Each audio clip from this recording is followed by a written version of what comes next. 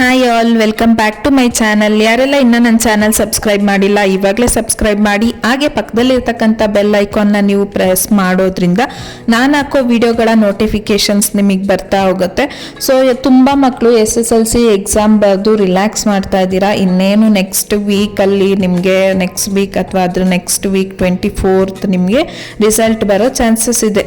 So exam ಆಯಿತು, result ಬಂತು ಅಂತ ಅಂದರೆ ವಾಟ್ ನೆಕ್ಸ್ಟ್ ಅನ್ನೋದು ತುಂಬ ಜನಕ್ಕೆ ಯೋಚನೆ ಆಗುತ್ತೆ. ಇದು ಕಾಮನ್ ಕನ್ಫ್ಯೂಷನ್. SSLC ಆದ ನಂತರ ನೀವು ತಗೊಳ್ಳೋ ಒಂದು ಡಿಸಿಷನ್ ನಿಮ್ಮ ಫ್ಯೂಚರ್ನೇ ಬದಲಾಯಿಸುವಂತಹ ಡಿಸಿಷನ್ ಆಗಿರುತ್ತೆ. ಅದಕ್ಕೋಸ್ಕರ ನೀವು ತುಂಬಾನೇ ಯೋಚನೆ ಮಾಡಬೇಕಾಗತ್ತೆ. ಪೇರೆಂಟ್ಸ್ ಅಷ್ಟೇ, ಚಿಲ್ಡ್ರನ್ ಕೂಡ ಅಷ್ಟೇ, ತುಂಬ ತಲೆ ಕೆಡಿಸ್ಕೊಂಡಿರ್ತಾರೆ. ಯಾವ ಆಪ್ಷನ್, ಯಾವ ಕೆರಿಯರ್ಗೆ ನಾವು ಹೋಗ್ಬೇಕು ಅಥವಾ ಯಾವ ಕೋರ್ಸ್ನ ನಾವು ಸೆಲೆಕ್ಟ್ ಮಾಡ್ಕೋಬೇಕು ಅಂತ. So complete career guide SSLC ಆದಮೇಲೆ ನೀವು ಏನು ಮಾಡಬೇಕು ಅನ್ನೋದನ್ನ ಬೇಸಿಕ್ ಆಗಿ ನೀವು ಏನೇನು ಆಪ್ಷನ್ ಇರುತ್ತೆ SSLC ಆದಮೇಲೆ ಅಂತಕ್ಕಂಥದ್ದನ್ನು ನಾನು ಈ ವಿಡಿಯೋದಲ್ಲಿ ಸಿಂಪಲ್ ಆಗಿ ತಿಳಿಸ್ಕೊಡ್ತಾ ಇದ್ದೀನಿ. ಯಾರಿಗೆಲ್ಲ ತುಂಬ ಟೆನ್ಷನ್ ಇರುತ್ತೆ, SSLC ಆದಮೇಲೆ ನಮ್ಮ ಮಗುಗೆ ಏನು ಮಾಡಿಸ್ಬೇಕಂತ ಗೊತ್ತಾಗ್ತಾ ಇಲ್ಲ ಅಥವಾ ನಾನು ಏನು ಓದಬೇಕು ಅಂತ ಗೊತ್ತಾಗ್ತಾ ಇಲ್ಲ ಅಂತಕ್ಕಂಥ ಮಕ್ಕಳು ಈ ವಿಡಿಯೋನ ನೀವು ನೋಡ್ಬೋದು. ಸೊ SSLC ಆದಮೇಲೆ ಮೇನ್ ಆಪ್ಷನ್ ಆಗಿ ನಿಮಗೆ PUC ಇರುತ್ತೆ, ಡಿಪ್ಲೊಮೊ ಇರುತ್ತೆ, ITI ಇರುತ್ತೆ, ವೊಕೇಶನಲ್ ಕೋರ್ಸಸ್ ನಿಮಗೆ ಇರ್ತಾ ಹೋಗುತ್ತೆ. ಸೊ ಇದಿಷ್ಟು ಕಾಮನ್ ಆಗಿ ಕಂಡು ಬರ್ತಕ್ಕಂತಹ ಕೋರ್ಸಸ್ಗಳು. PUC ಅಂತಕ್ಕಂಥದ್ದು ಎಲ್ಲ ಮಕ್ಕಳು 10th ಮುಗಿಸಿದಂತಹ ಮಕ್ಕಳು ಆಲ್ಮೋಸ್ಟ್ PUCಗೆ ಜಾಯಿನ್ ಆಗ್ತಾರೆ. ನೆಕ್ಸ್ಟ್ ಡಿಪ್ಲೊಮಾ ಕೂಡ ಇರುತ್ತೆ, ITI ಕೂಡ ಜಾಬ್ ಬೇಸ್ಡ್ ಏನು ಲರ್ನಿಂಗ್ ಆಗಿರುತ್ತೆ ಅದು. ಸೊ ಅದರಿಂದ ನೀವು ಯಾವುದನ್ನ ಸೆಲೆಕ್ಟ್ ಮಾಡ್ಕೋಬೇಕು ಅನ್ನೋ ಕನ್ಫ್ಯೂಷನ್ಸಲ್ಲಿ ಇರೋರು 10th ಆದಮೇಲೆ ಇನ್ನೇನು ಮಾಡಬೇಕು ಅಂತಕ್ಕಂಥವ್ರು PUCನ ಆಪ್ಟ್ ಮಾಡ್ಬೋದು.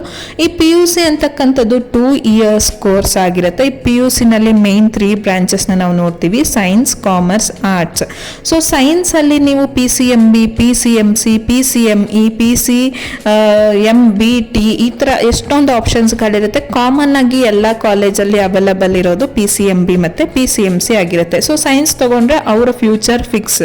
ಸೈನ್ಸ್ ಏನು ಫೀಲ್ಡಲ್ಲೇ ಹೋಗಬೇಕು, ಇಂಜಿನಿಯರ್ ಆಗ್ತಾರೆ, ಇಲ್ಲ ಡಾಕ್ಟರ್ ಆಗ್ತಾರೆ, ಮೆಡಿಕಲ್ ಫೀಲ್ಡಲ್ಲಿ ವರ್ಕ್ ಮಾಡ್ತಾರೆ, ಬಯೋಸೈನ್ಸ್ ಫೀಲ್ಡಲ್ಲಿ ವರ್ಕ್ ಮಾಡ್ತಾರೆ, ಫಾರ್ಮಸಿಸ್ಟ್ ಆಗ್ತಾರೆ, ಲ್ಯಾಬ್ಸ್ಗಳಲ್ಲಿ ವರ್ಕ್ ಮಾಡ್ತಾರೆ. ಈ ರೀತಿ ಆಪ್ಷನ್ಸ್ಗಳು ನಿಮಗಿರುತ್ತೆ. ಕಾಮರ್ಸ್ ತೊಗೊಂಡ್ರೆ ನೀವು ಬಿಸ್ನೆಸ್ಸಲ್ಲಿ ತುಂಬ ಮುಂದುವರಿಬೋದು. ಅಂತಂದರೆ ಚಾರ್ಟೆಡ್ ಅಕೌಂಟ್ ಆಗಿರ್ಬೋದು, ಬ್ಯಾಂಕಿಂಗ್ ಆಗಿರ್ಬೋದು, ಅಥವಾ ಬಿಸ್ನೆಸ್ ಅನಲೈಸರ್ಸ್ ಆಗಿರ್ಬೋದು. ಈ ರೀತಿಯಾದಂತಹ ಎಲ್ಲ ಆಪ್ಷನ್ಸ್ ಇರುತ್ತೆ.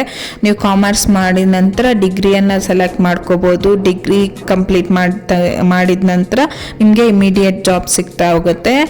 ಆರ್ಟ್ಸ್ನ ಸೆಲೆಕ್ಟ್ ಮಾಡೋದಾದರೆ ನಿಮಗೆ ಆರ್ಟ್ಸಲ್ಲೂ ಕೂಡ ತುಂಬ ಆಪ್ಷನ್ಸ್ಗಳಿರುತ್ತೆ. ಹಿಸ್ಟ್ರಿ, ಪೊಲಿಟಿಕಲ್ ಸೈನ್ಸ್ ಈ ರೀತಿ ಎಲ್ಲ ಇದರಲ್ಲೂ ಕೂಡ ನೀವು ಮುಂದುವರಿಬೋದು.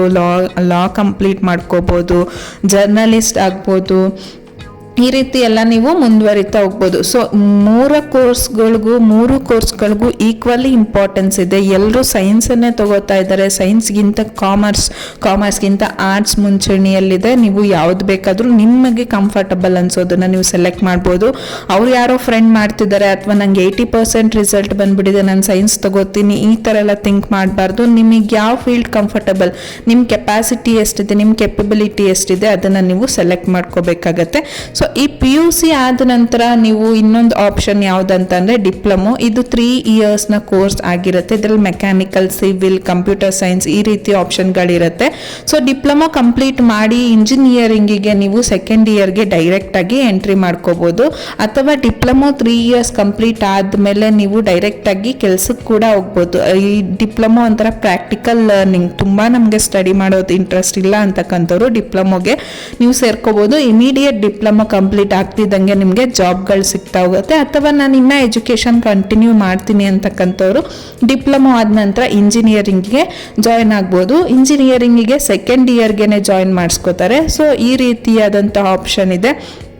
ನೀವು ಯಾವುದೇ PUCನಲ್ಲಿ ಯಾವುದೇ ಕೋರ್ಸ್ ತೊಗೊಂಡ್ರು ಅದಾದ ನಂತರ ಡಿಗ್ರಿ ಮುಗಿಸ್ಕೊಂಡ್ರೆ ಡಿಗ್ರಿ ಆದಮೇಲೆ ನೀವು ಎಲ್ಲ ಎಕ್ಸಾಮ್ಸ್ FDA SDA PDO ಈ ರೀತಿ ಎಕ್ಸಾಮ್ಸ್ಗಳನ್ನ ಫೇಸ್ ಮಾಡಿ ನೀವು ಎಕ್ಸಾಮ್ಸ್ಗಳನ್ನ ಬರೆದು ನೀವು ಗೌರ್ಮೆಂಟ್ ಜಾಬ್ನ ತಗೋಬೋದು. Forest department, food department, agriculture, ಈ ರೀತಿ ಎಷ್ಟೊಂದು ಆಪ್ಷನ್ಸ್ ಇದೆ ಮಕ್ಕಳೇ. ಯಾವುದೋ ಒಂದಕ್ಕೆ ನೀವು ಸ್ಟಿಕ್ ಆನ್ ಆಗಕ್ಕೆ ಹೋಗಬೇಡಿ, ಅಥವಾ ನಾನು ಸೈನ್ಸೇ ತಗೋಬೇಕು, ನಾನು ಡಾಕ್ಟರ್ ಆಗಬೇಕು, ನಾನು ಇಂಜಿನಿಯರ್ ಆಗಬೇಕು ಅಂತ ಎಲ್ಲ ಫಿಕ್ಸ್ ಆಗಕ್ಕೆ ಹೋಗಬೇಡಿ. ನಿಮಗೆ ವೆರೈಟೀಸ್ ಆಫ್ ಆಪ್ಷನ್ಸ್ ಇದ್ದಾವೆ.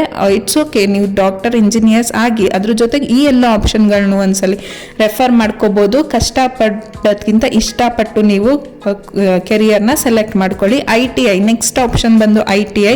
ಸೊ ಇದೊಂದು ಜಾಬ್ ಓರಿಯೆಂಟೆಡ್ ಕೋರ್ಸ್ ಆಗಿರುತ್ತೆ. ಇಲ್ಲಿ ಎಲೆಕ್ಟ್ರಿಷಿಯನ್, ಮೆಕ್ಯಾನಿಕ್, ಫಿಟ್ಟರ್ ಕೋರ್ಸ್ಗಳು ನಿಮಗೆ ಅವೈಲಬಲ್ ಇರುತ್ತೆ. ITI 1 ಅಥವಾ 2 ಇಯರ್ಸ್ ಇರುತ್ತೆ.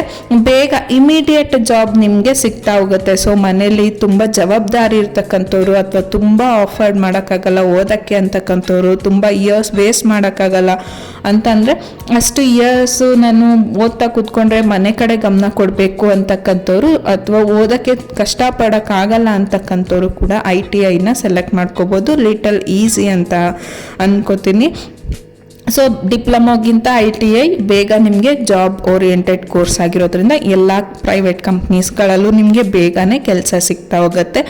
ಸೊ ಆದ್ದರಿಂದ ನೀವು ಕೆರಿಯರ್ ಡಿಸೈಡ್ ಮಾಡಬೇಕು ಅಂತಂದರೆ, ಸೆಲೆಕ್ಟ್ ಮಾಡ್ಕೋಬೇಕಂತಂದರೆ ತುಂಬ ಆಪ್ಷನ್ಗಳಿದೆ, ನೀವು ನೋಡ್ಕೋಬೋದು. ನೆಕ್ಸ್ಟ್ ನೋಡೋದಾದರೆ ಸ್ಕಿಲ್ಸ್ ಕಲಿಯುವಂತಹ ಕೆಲವೊಂದಷ್ಟು ಆಪ್ಷನ್ಸ್ ಇರುತ್ತೆ.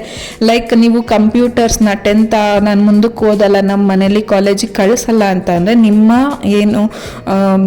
ನಿಮ್ಮ ಟ್ಯಾಲೆಂಟ್ನ ವೇಸ್ಟ್ ಮಾಡಬೇಡಿ. ನೀವು ಕಂಪ್ಯೂಟರ್ಸ್ನ ಪ್ರಾಕ್ಟೀಸ್ ಮಾಡ್ಬೋದು.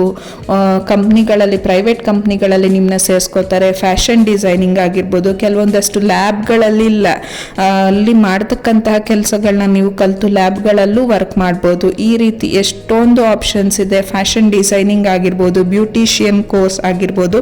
ಇದೆಲ್ಲ 10th ಮುಗ್ದಿದ ಮೇಲೆ ಕಾಲೇಜ್ಗೆ ಯಾರು ಹೋಗೋಕ್ಕೆ ಆಗ್ತಾ ಇಲ್ಲ ಅಥವಾ ಹೋಗೋಕ್ಕೆ ಅವಕಾಶ ಇಲ್ಲ ಅಂತಕ್ಕಂಥವ್ರು 10th ಮುಗಿದ್ಮೇಲೆ ಅಲ್ಲೇ ಸ್ಟಾಪ್ ಮಾಡ್ದಿರಾ ಇದನ್ನೆಲ್ಲ ನೀವು ಪ್ರಾಕ್ಟೀಸ್ ಮಾಡ್ಕೋಬೋದು. ಸೊ ನೀವು ಫಸ್ಟು ನಿಮಗೆ ಯಾವುದು ಇಂಟ್ರೆಸ್ಟ್ ಇರುತ್ತೋ ಅದನ್ನು ಚೂಸ್ ಮಾಡ್ಕೊಳ್ಳಿ. ಯಾರೋ ಒಬ್ಬರು ಹೇಳಿದ್ರು ಅಥವಾ ಅವ್ರ ಮಗ ಹಂಗೆ ಓದ್ದ, ಅವನು ಅಲ್ಲಿದ್ದಾನೆ, ಫಾರಿನಲ್ಲಿದ್ದಾನೆ, ಇವ್ರ ಮಗ ಹಿಂಗೆ ಓದ್ದ, ಇವನು ಈ ಕೆಲಸ ಮಾಡ್ತಿದ್ದಾನೆ ಅಂತೆಲ್ಲ ನಿಮಗೆ ಮಿಸ್ಗೈಡ್ ಮಾಡ್ತಾರೆ.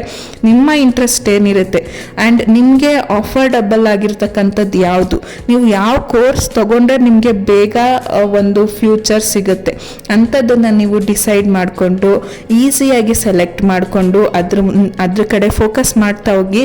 ಯಾವ ಕೋರ್ಸ್ ತಗೋತೀವಿ ಅಂತಕ್ಕಂಥದ್ದು ಇಂಪಾರ್ಟೆಂಟ್ ಅಲ್ಲ ಮಕ್ಕಳೇ, ನೀವು ಎಷ್ಟು ಹಾರ್ಡ್ ವರ್ಕ್ ಮಾಡಿ ಆ ಕೋರ್ಸಲ್ಲಿ ನೀವು ಸಕ್ಸಸ್ ಆಗ್ತೀರಾ ಅಂತಕ್ಕಂಥದ್ದು ಇಂಪಾರ್ಟೆಂಟ್. ಯಾವುದೇ ಕೋರ್ಸ್ ತಗೊಂಡ್ರು ಅದಕ್ಕೆ ಅದರದ್ದೇ ಆದಂತಹ ವ್ಯಾಲ್ಯೂ ಇರುತ್ತೆ, ಅದನ್ನು ನಾವು ಹುಡುಕ್ತಾ ಹೋಗಬೇಕು ಅಷ್ಟೇ.